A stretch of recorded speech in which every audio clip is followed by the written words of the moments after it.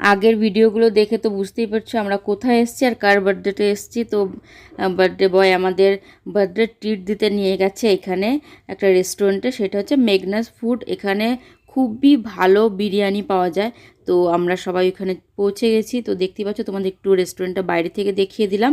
আর এই রেস্টুরেন্টের একদম বাইরে একটা ফটো তোলার খুব সুন্দর ওয়াল আছে। তো এখানে আমরা অনেকগুলোই ফটো তুলেছি, যেটা তোমাদের সঙ্গে পরে শেয়ার করব।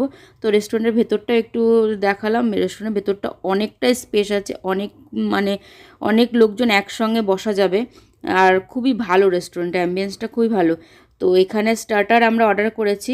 পায়েল যেহেতু চিকেন খায় না, তো তার জন্য পনির 65 করেছি। আর আমাদের যারা ননভেজ খায় তাদের জন্য চিকেন ললিপপ আর চিকেন 65ও করেছি, সেটা তোমাদের পরে দেখাচ্ছি।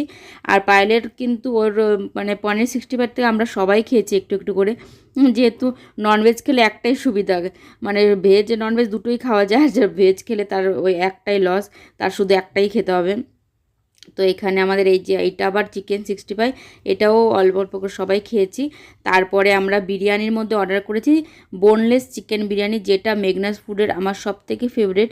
তো সেটা, আর তার সঙ্গে পায়েল করেছে পনির বিরিয়ানি।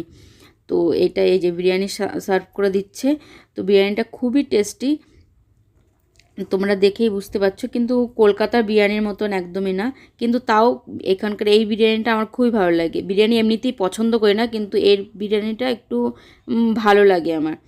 তো এখানে আর আরেক জায়গার আছে, যদি সেখানে যাই তাহলে সেটাও তোমাদের দেখাবো। আর একটা কোন জায়গার বিরিয়ানি আমার একটু পছন্দ, আর ওনাকে একটু বললাম ফটো তোলার জন্য, উনি ওরকম করে একটুখানি দেখতেই পারলে মুখটা কেমন করলো।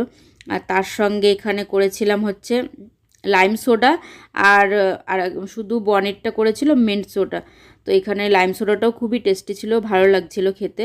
আর আর একটা জিনিস, সেটা হচ্ছে বিরিয়ানির সঙ্গে যে রায়তাটা দেয় না, গ্রেভি তো আমি একদমই ছুঁয়েও দেখি না, আমার গ্রেভি ভালো লাগে না। রায়তাটা কিন্তু দারুণ টেস্টি, যেটা দিয়ে আমি খাচ্ছি এখন, আমার রায়তা দিয়েই বেশি ভালো লাগে। তো সেটাই খাচ্ছি, আর তোমাদের একটু দেখিয়ে দিলাম যে ভালোই টেস্টি লাগছিল।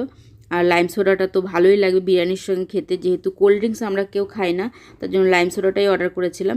তারপর খাওয়া দাওয়া কমপ্লিট হয়ে গেছে, এখন বাড়ি যাওয়ার পালা। আর এখানে কিন্তু ডেজার্ট পাওয়া যায় না, আমরা জিজ্ঞেস করেছিলাম ডেজার্টটা পাওয়া যায় না এখানে। তো এখানে খাওয়া দাওয়া শেষে একটুখানি মৌরি, দেখবে মৌরিগুলো খেতে কিন্তু রেস্টুরেন্টের ভালো লাগে শেষে। তো আমরা সবাই মিলে একটুখানি মৌরি ঠুরি খেয়ে তারপরে বেরিয়ে পড়লাম। আর আমাদের এই ছোটো সেলিব্রেশনটা তোমাদের কেমন লাগলো কমেন্ট করে জানিও, কিন্তু খাওয়া দাওয়াটা কেমন লাগলো সেটাও জানিও।